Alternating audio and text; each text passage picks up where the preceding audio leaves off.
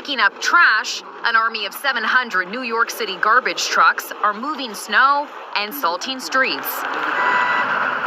Travel becoming treacherous across much of the Northeast. Do not get on the roads. I did a full 360 in an all-wheel drive vehicle.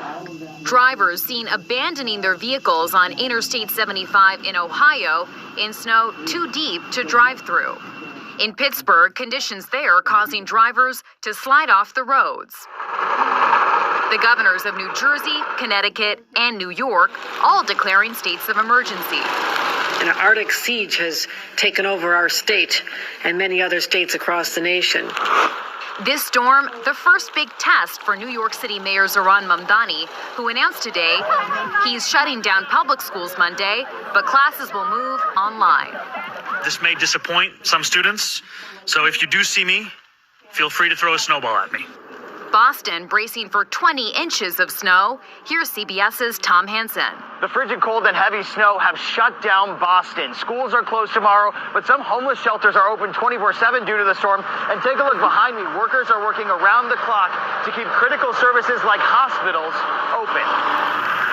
The stormy weather causing over 11,000 flight cancellations and 3,600 delays today. We are officially closing LaGuardia Airport until 6 a.m. tomorrow. New York's LaGuardia, Dulles International, and Reagan National, the hardest hit. We have to spend 2 nights here because we don't fly out till Monday. And we're also dealing with dangerously cold temperatures here in the Northeast. This could be the coldest winter weather New Yorkers have experienced in the last 8 years. Jerika? Chanel Callforce in New York, thank you. The South was the first to get hit by the dangerous storm, and that is where we find CBS's Jason Allen in hard-hit Oklahoma City. Jason. Jerika, this storm blanketed Oklahoma in snow. Nearly 9 inches fell here, and that set snowfall records 2 days in a row. A deadly deep freeze has the South in its grip. Thick layers of ice are paralyzing communities from Alabama to Washington, D.C. and Atlanta. Traffic was temporarily stopped in St. Louis this weekend when a semi-truck split in half, spilling yogurt across the roadway. Oh, look at all that yogurt. This is just not a normal weather event for Oklahoma City. Temperatures plummeted below 10 degrees in Oklahoma today, where the extreme cold is swelling shelters beyond capacity. Like every space is filled up. The priority is keeping people safe and warm.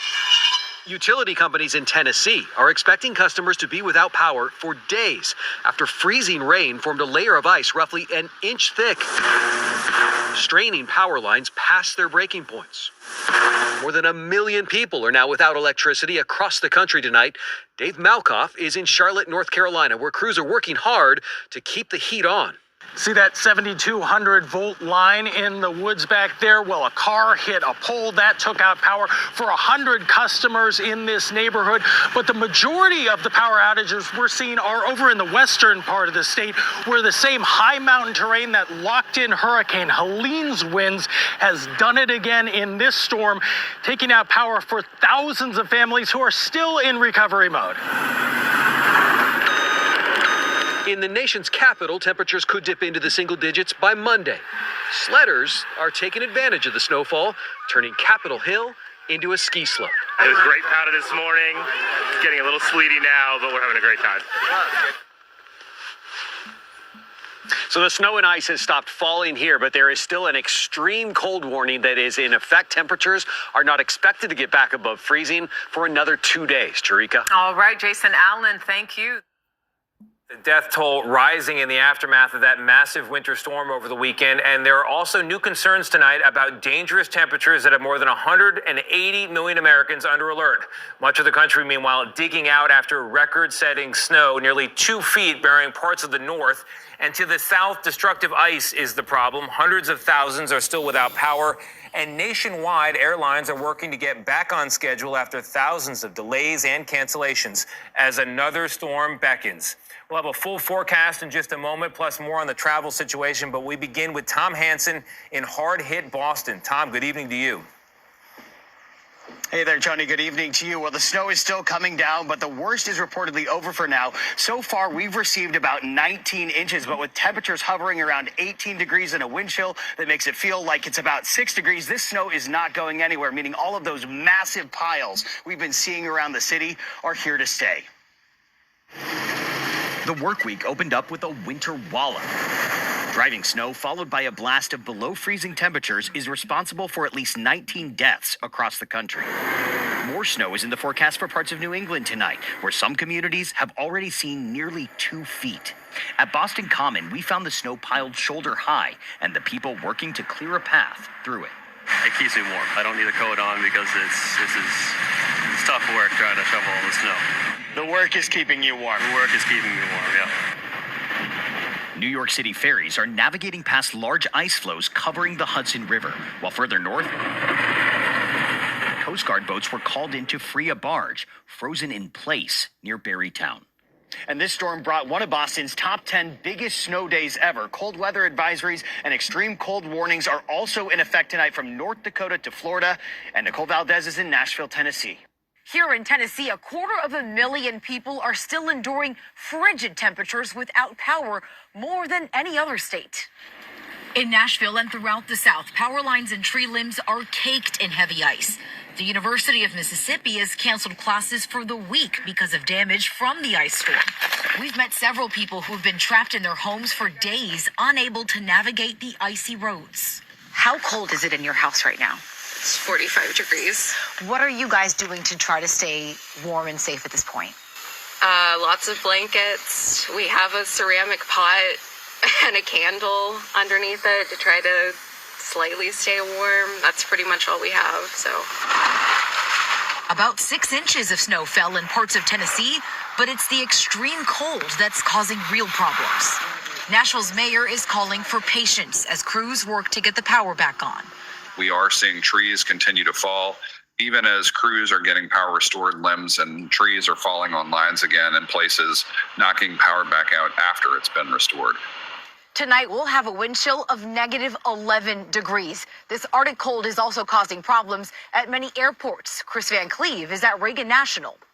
Still plenty of cancellations and most flights are delayed, but planes are moving again. This storm has canceled more than 21,000 flights since Friday, and now investigators are trying to determine if the weather factored into a deadly crash in Maine. We have a passenger aircraft upside down. Haunting radio transmissions during the height of the storm Sunday night. A business jet linked to a Houston law firm crashed during takeoff from Bangor, Maine. Local police say all 6 on board died. The plane came to rest upside down and could be seen smoking after the crash. The NTSB has notified us that they expect to have a team of investigators on site later this afternoon, early evening. Airports from Dallas to Boston have been working around the clock, clearing out snow and ice to try to get people and planes moving again. At Washington's Reagan National Sunday, every flight was canceled. Solia Meckling has been in the terminal since Saturday. We were just hoping to see if we could rebook as fast as possible because we were calling airlines and no one was picking up. But now you're stuck here. Now we're stuck here for 2 days, so. Sad to report she's still stuck in the terminal, hoping to get on a long-delayed flight late tonight. Transportation Secretary Sean Duffy says the FAA doesn't expect things to get back to more or less normal until maybe Wednesday. Tony? It's a long time. Chris, thank you very much. We did a video yesterday. When your daily routine get changed. You know what I mean? Now imagine waking up without power. Snowstorm or rainstorm. You know what I mean? Your whole routine get changed there, boy. You know what I mean? So you gotta adapt. Right? You gotta adapt. But prayers up for the apostles, the brothers out there in different parts of the states, and the great millstone body and church. Yahweh Bahasham Yahushai Barakatam. I know this kind of weather don't be easy to deal with. See, that was up by last night, man. They're the coolest cunt. They had on thick ass gloves and still cool, big man. So, but that's already preset. Pray that your flight be not in the winter, boy. Imagine you gotta flee. Look, this is Matthew 24:20, but pray ye that your flight, when you gotta flee or escape, I showed you the definition, be not in the winter. Could you imagine being up there? Could you imagine being up there in this kind of weather, fleeing from persecution, fleeing from the Roman soldiers? Could you imagine that? And all you got to put you is a shirt and a pants and a pair of shoes? Because you have time to go back home, you know what I mean, to get XYZ, or you was home and you just grab it up where you could grab it up and you go left, brother. Remember, he still got vehicles that could go through the snow like nothing, you know what I mean? Right? But you know where you live. Imagine that, big man.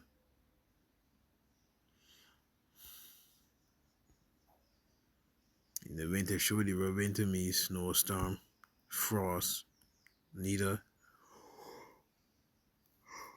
on the Sabbath day, because that's a day of rest. Quick, so boom, your door get kicked in. Catch you in a beer boxer. You know what I mean? And you gonna flee. Oh, you're cool as cunt.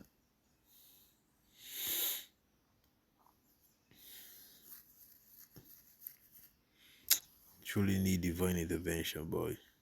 Anyhow, Yahweh, Bahasham Yahushai, Bahasham Kakodash, Barak, Ha, Bachayar, that's the elect.